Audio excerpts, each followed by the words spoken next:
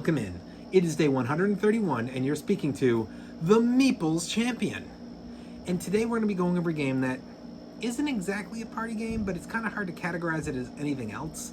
It's a game that's really meant for social gatherings or for your family get-togethers. You know, you want to have a good size amount of people, I feel, to truly play it. You can play it with fewer players, but it just doesn't quite work.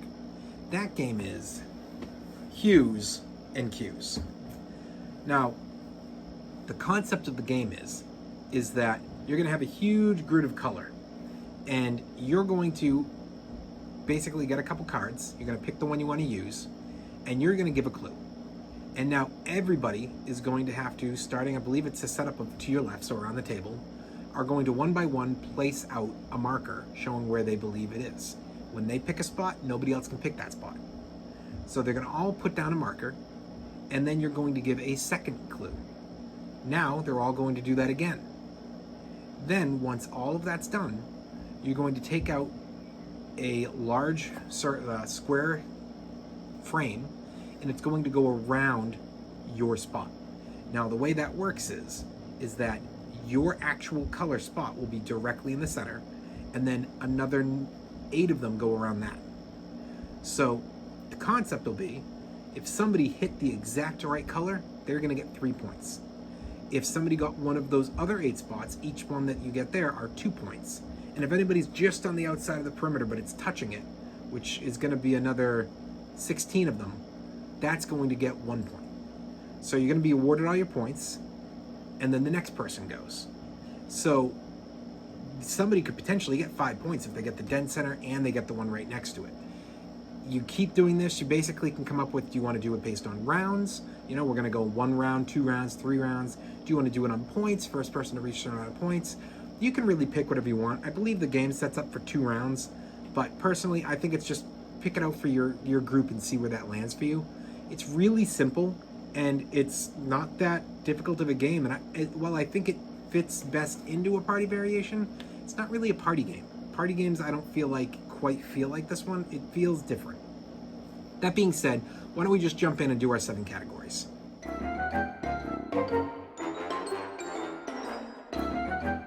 So the art of this game is, the front cover is the board. Those are really it.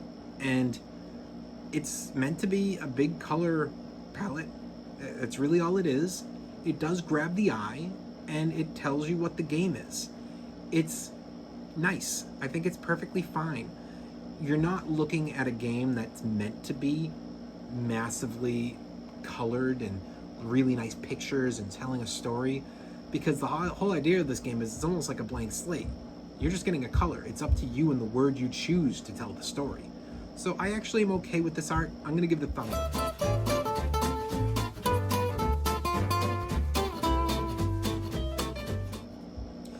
Components are, you got your board, so that's fine.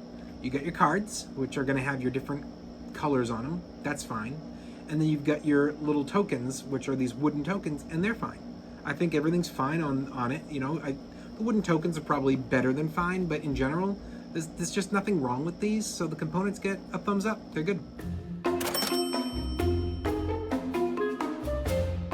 Your price. This game is not very expensive. I want to say this game went for about 30. And what's funny is that in a way it's like, well, I could just go get this color palette from, like a Microsoft Paint or something, take a screenshot, print it, and play the game on my own. I guess technically you could. But for me, I just feel like the board's nice, the cards are nice, the pieces are nice. It's a simple game. I wanted it in my collection because I thought it would be fun to play at family events, which it is. I think it's worth its money. And you're not going to find this at every single board game store. It's probably like 2 out of 5. But you are going to find it in your Targets, and you're going to find it in your Barnes & Noble, and you probably will find it even in your Walmarts. It's out there, and it's not expensive, so I'm going to give it a thumbs up.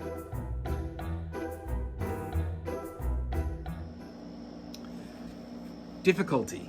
So the difficulty is, this is as difficult as the people you're playing with, and kind of like the home rules you play with. You're supposed to give a clue being like a word, but you might go with phrases or sentences or something like that. you know, it's up to, is the person good with color? Somebody might give a clue that to them is obviously red, and everybody's like, that's blue. And like, it just throws everybody's perception. It's a game I think can hit for definitely kids, beginners, and I think experienced can appreciate it. I think expert players, if they're okay with playing smaller games with their family, if they're okay with playing a party game, then this will be fine. But I understand that, you know, we talked about some videos ago, that difference between them having so many options, which is definitely one thing, or them just disliking. And I do feel like this is a game that an expert level player would dislike compared to a lot of the other games I brought up in that comparison. So I could see the expert players not being necessarily into this, but I think the rest would be, and that's like 80-85% of your gamers, so I'm gonna have to give it a thumbs up.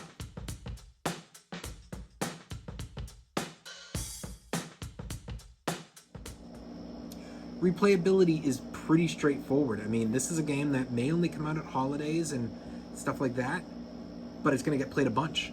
So I think, well, you might only see this get to the table 5 or 6 times a year. You'll see it be played like 3 or 4 or 5 times in a row. So I got to give that a thumbs up.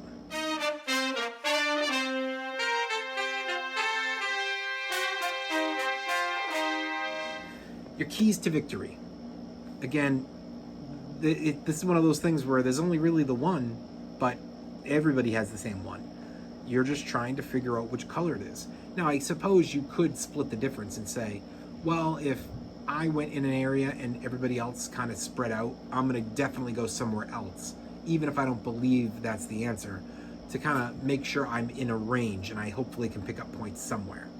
Or I'm going to stick to my guns and stay here and go right next to myself because I want to try and double up on these points. Or I'm never going to have an opinion. As long as I'm not first, I'm going to mimic the people who are around me and let them be the deciding factor.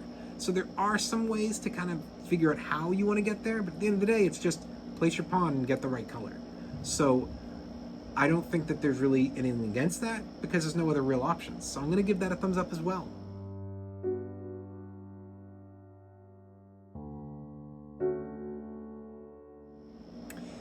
Is the game unique? I do think it's unique because what other game is to this level of simplicity?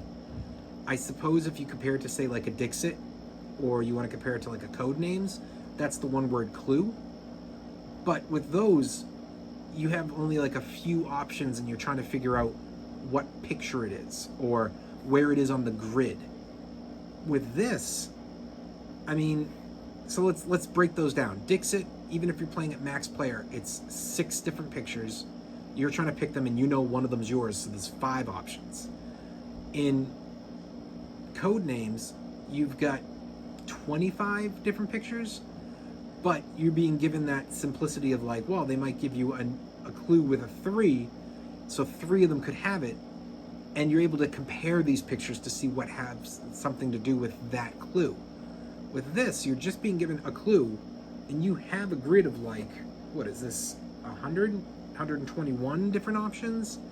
So there's a lot of places to go, and if you don't know what that is, you're just lost.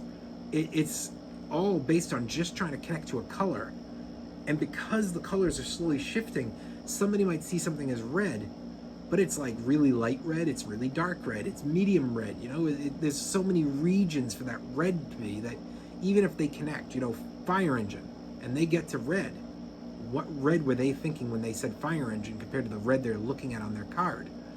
So I do think this is unique because what other game is to that level of complexity for a guessing game? So I gotta give it a thumbs up. Overall, what do I think of this game? I think that this game is one of those, if you can play it, play it.